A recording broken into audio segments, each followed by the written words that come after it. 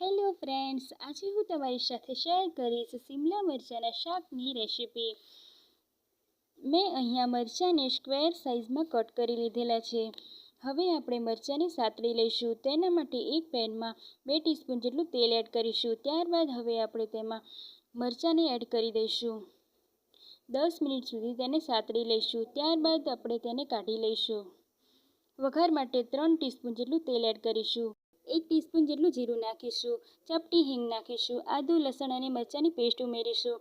ત્યારબાદ હવે તેમાં આપણે એક મોટી સાઇઝની ડુંગળીને ચોપ કરીને લીધેલી છે તે પણ એડ કરી દઈશું। મસાલા પેસ્ટ બનાવીશું। અડધી ટીસ્પૂન હળદર, 1 ટીસ્પૂન મરચું, 1 ટીસ્પૂન ધાણા જીરું, 1 ટીસ્પૂન ગરમ મસાલો, 1 ટીસ્પૂન કસૂરી મેથી નાખીશું। 1 કપ જેટલી છાશ ઉમેરીશું। ગ્રેવીમાં હવે આપણે 1 ટીસ્પૂન જેટલો ચણાનો લોટ નાખીશું। તેને પણ સોતે કરી લઈશું। ત્યારબાદ હવે આપણે 2 મીડિયમ સાઇઝના ટમેટાની પ્યુરી એડ કરીશું અને બધી જ વસ્તુને મિક્સ કરી લઈશું।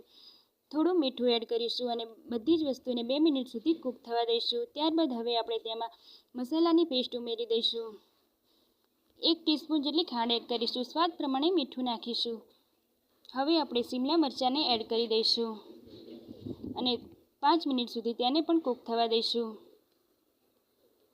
થોડી કોથમીર ભભરાવી દઈશું તો તૈયાર છે આપણું શિમલા મરચાંનું ટેસ્ટી એવું શાક।